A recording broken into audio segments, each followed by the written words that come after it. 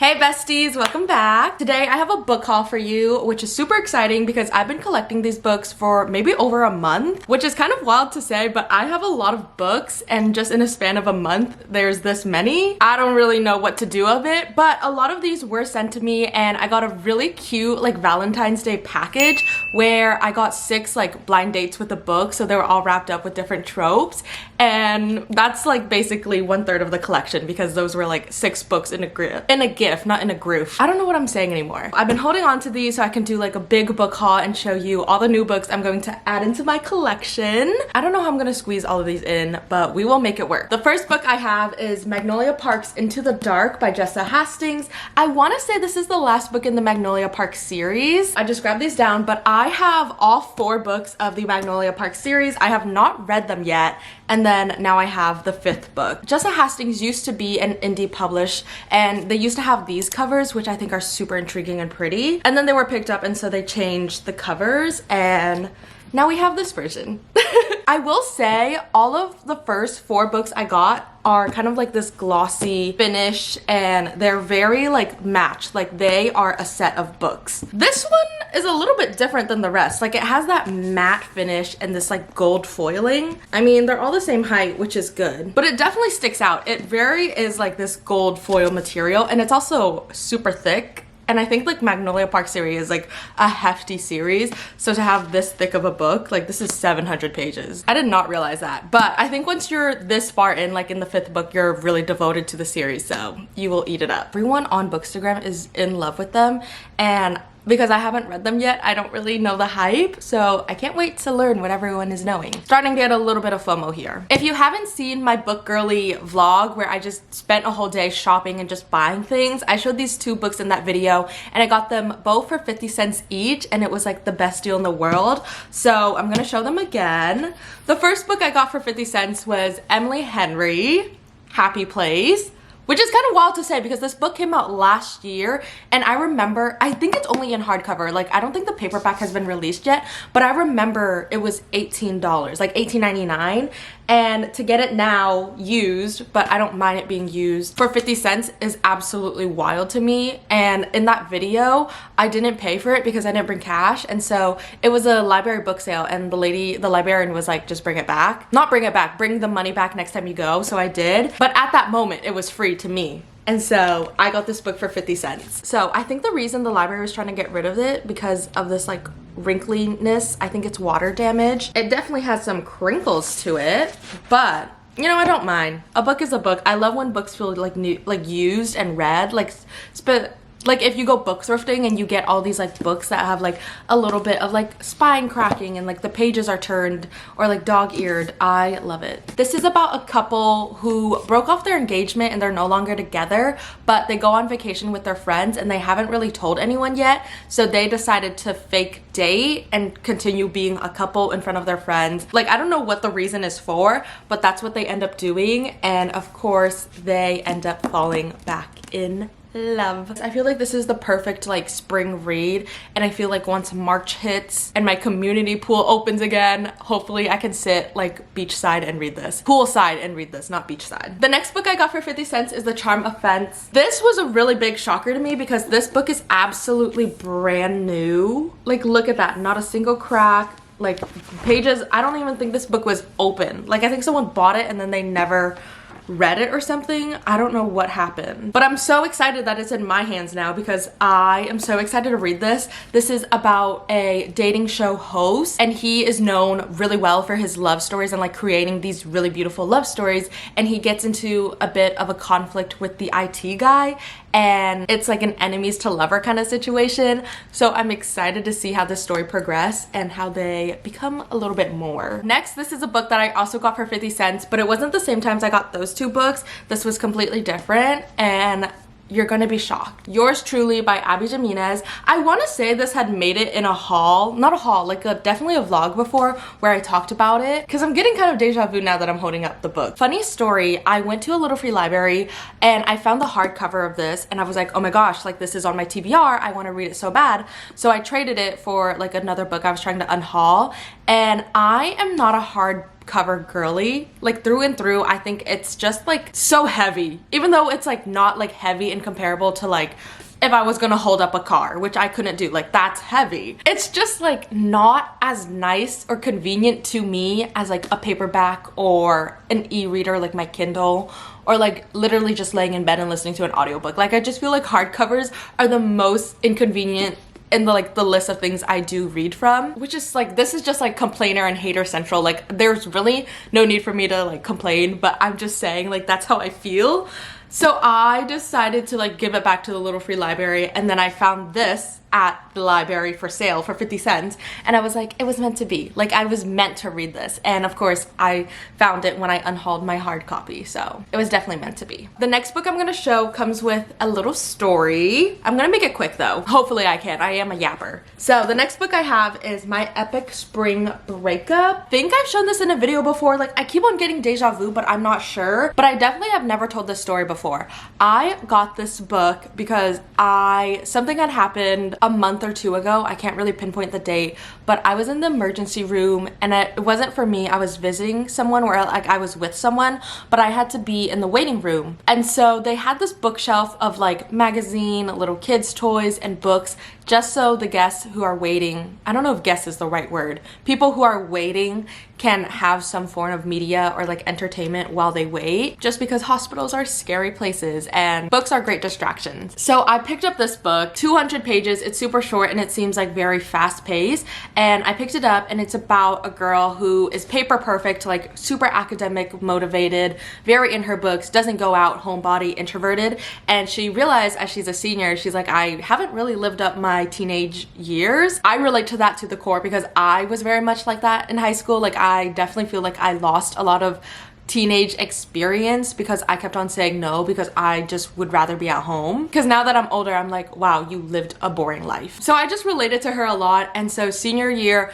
spring break, she decides to just go wild and like do all these experiences and stuff. I was reading this, I was flipping through it, and then I actually got to go into the emergency room to visit who I was visiting, and the nurse just let me keep it, or I just held on to it, and I asked the front desk if I could continue reading it, and she literally did not care. So, and I haven't really picked it up since that day, just because I like have other things that I'm reading and I just needed a book for that moment. But it was very like cute when I did read it. I don't know if reading it now will like bring me back to the waiting room, but we'll see. We'll see if I continue this. That was a long story, but I just thought I should share it because you get to learn more about me in my books and my connection to books. So the next book I have is Eclipse by Vanessa Lawrence. I actually just got this maybe like 2 days ago, and I don't really know what it's about. Oh, good thing there's a piece of paper telling me what it's about. This is an early copy, so I don't know if you can get this out yet. Kind of in, not like in a snobby way, but I love like ARCs and like early advanced things,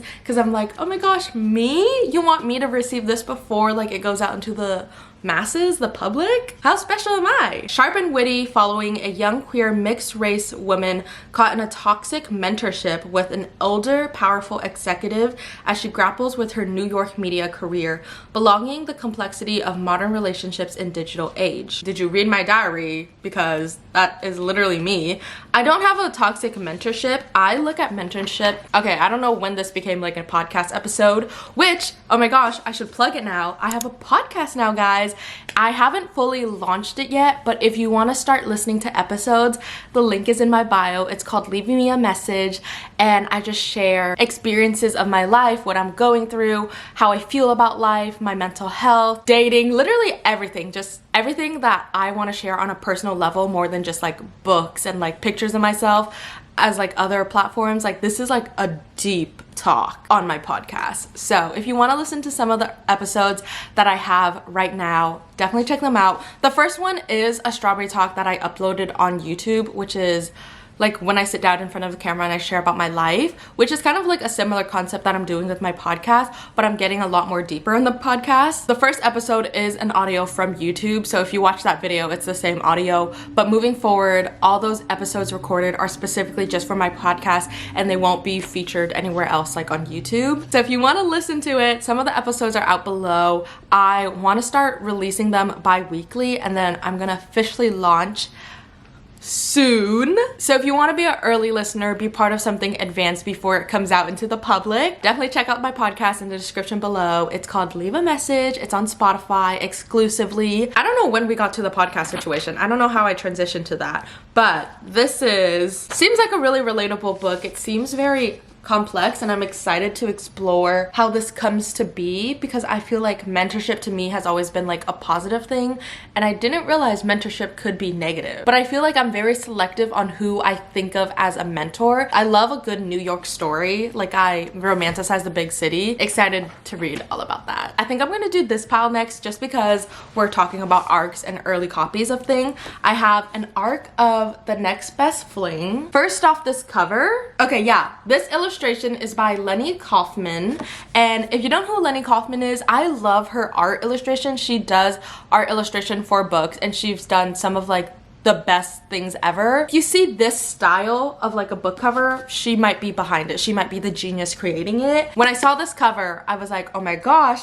this looks familiar. It looks so stinking cute, and I'm just so excited to read this. This is a Librarians in Love novel. I think that's part of a series, but the back says, two broken hearts decide that the best way to get over their first love is with a no strings attached relationship in this spicy and charming debut romance. Next, I have Canadian Boyfriend. I already read this. I actually listened to it on audiobook, and I got a copy from NetGalley, and then the publisher Forever sent me this book, so I had just finished listening to it, and I was like, oh my gosh, now I have the physical copy, so I can annotate or go back and read it whenever I want to. I love a good hockey romance. It just looks adorable and cute and fun. This is like a single parent trope, which I didn't know coming in, but I really like that because they kind of like support each other. Like, he's going through grief and parenting after grief, and she supports him, and her having a little kid in her life just kind of made her grow a backbone with her mom, because now she's taking care of a kid, so she realized that like, oh, that little girl should never stand for this,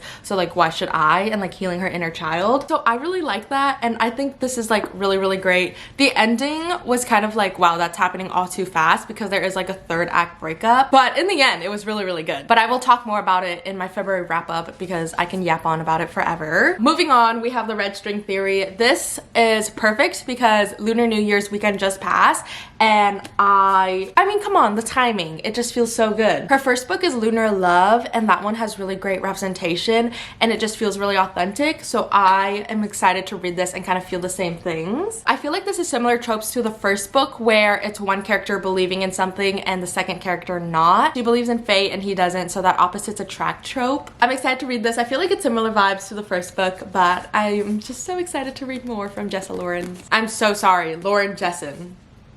Moving on to some more books, we have some books by Berkeley, which is a publisher, and they love to send me books. Not to brag or anything, but I love them and they love me, so basically we're best friends. Anyways, the first book is The Duchess Takes a Husband. I recently learned that a duchess is a wife or a widow, like once married or married to a duke, and a duke is the highest hierarchy of the kingdom. Is that right? I don't know. See, I want to read historical romance so bad, but I always get intimidated because I don't know these terms and I don't know like the hierarchies, but I'm learning, and so I am excited to read this. I feel like this one is also written kind of modernly and easy to consume, so I'm really, really looking forward to that. But the more you know, right? Like, a duchess is the wife of a duke, and the duke is the highest power in the town, land, kingdom. I don't know. Anyways, the back of this says, a scandalous arrangement between a London rogue and an American duchess leads to lavish stakes. And it's a mass paperback, like it's smaller than most books. So it's perfect for my bag.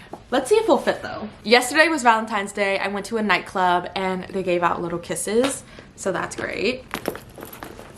Oh my gosh! And it will zip. It will zip. Like, there's plenty of room. Wait, that is so fun. And there's definitely more rooms to hold like my phone, my wallet, my keys.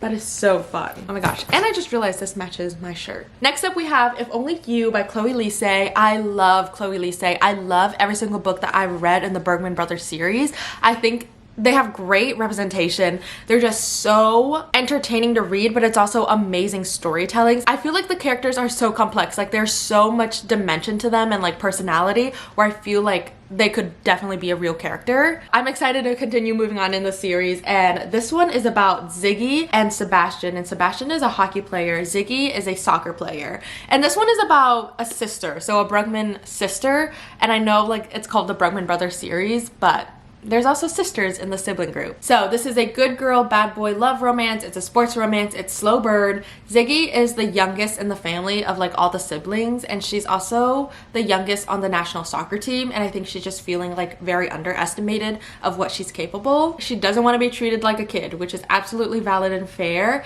and so she starts hanging out with her brother's best friend, Sebastian Gunther?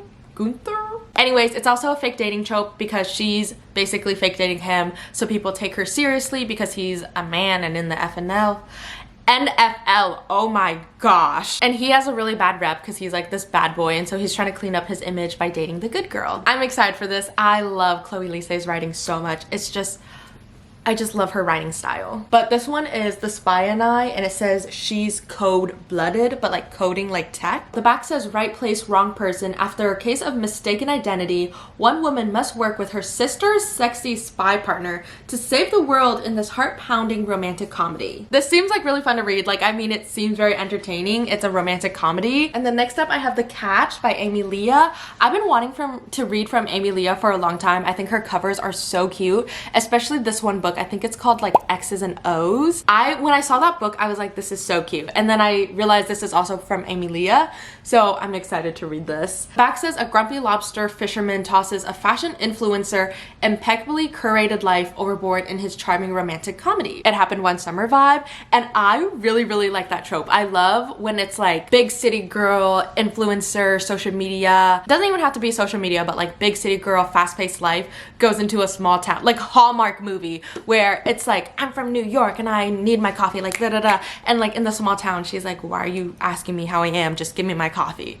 I really think that trope is so entertaining. So super excited for this. Next up, we have 6 books that were given to me on Valentine's Day, which, I mean, is there a better way to ask to be someone's Valentine? I don't think so. Books, and especially because they were all wrapped with tropes on them, like best Valentine's Day ever. But let's go through every single book that I got. I am gonna go through these 2 really quickly because they're duplicates. I got The Canadian Boyfriend Again and Red String Theory. When I saw the tropes, it was like sports romance, co-parenting. I kind of was like, oh, is this what I think it is? And it was. Which is great. I mean, I can have 1 copy to annotate and maybe 1 copy to give to my friend so she can also read it and then annotate it, and then we'll just switch back and forth. I've seen people do that on Bookstagram, and I was like, wait, that's really fun. I need to hop on that. And then Red String Theory, super excited for this. I can do it again as well, like the whole switching back and forth. When I first opened that, I thought it was perfect timing because they were asking me to be my Valentine's, but I opened it on Lunar New Year's. So I was like, oh my gosh, like I was meant to read this book. This is The Art of Scandal. This is a very smutty book. I was informed, like it's full of spice, so I'm excited for it. But this is about a woman who is like no longer happy in her marriage and she wants a divorce, but her husband is this very high power position career, like he is a high professional, and he cannot have like a divorce scandal right now, like it'll ruin his image. And so he makes a deal with her that she can have her affairs, she can hook up with whoever, but she has to maintain this image of being his wife. So it's a secret romance, but only secret to the public. I'm excited for this. I also heard it's age gap, and if you have watched Scandal, the president and like his wife, and he was like hooking up with his secretary or something like that, like those are the vibes I'm getting from this book, so I'm excited for it. Next, I got The Scandalous Confession of Lydia Bennett's Witch. Wait, I read that wrong. The Scandalous Confession of Lydia Bennett Witch. I don't know what the comma is there for, so. But another book with Scandalous in it. This is a retelling of Pride and Prejudice by Jane Austen, and it's full of enchantment, intrigue, and boundless magic. I'm super excited for this. I think the cover is so cute, but the book inside is purple. super excited for this one. The next book I have is At Her Service. This is by Amy Spalding, and it is the same author who wrote For Her Consideration, and I'm looking down because my camera tripod is actually sitting on the book right now, which is funny because what a coincidence. Oh my gosh, I didn't know this, but the author of the Charm Offence, the first book we've shown, has a testimony on this book. Anyways, the back says, a sweetly sexy, thoroughly modern new novel about single life, social media, career goals, and making the bold move to grab your own happiness and write your own love story. This one seems really cute and fun. I feel like it's perfect for Valentine's Day because I feel like a lot of people say like Valentine's Day, Singles Day. So I feel like this is a really good merge of both, and it seems like a really entertaining rom-com. Lastly, I got Lady Charlotte Always Gets Her Man. This is a historical romance. Lady Charlotte, and she is engaged to his brother. I don't know how to describe it except for the back. It says, it doesn't take a detective to discover that Lady Charlotte is betrothed to the wrong brother. So I don't know how she's going to break off that engagement and then get engaged to his brother, but I'm excited to find this out. I feel like this is a really fun historical romance, and I feel like there's going to be kind of like a comedy aspect because it's like, how does that end up happening? But thank you so much to my Valentine for gifting me literally so many cute books, and I can't wait to read them and add them to my collection. And thank you to everyone watching for watching this video, for tuning in and listening to me yap on about books for literally forever. I felt like I was really going off on a lot of tangents this video, so thanks for sticking through that. Overall, thank you so much for being here. Thank you so much for watching. I love you all so much, and I will catch you on the flip side in the next video.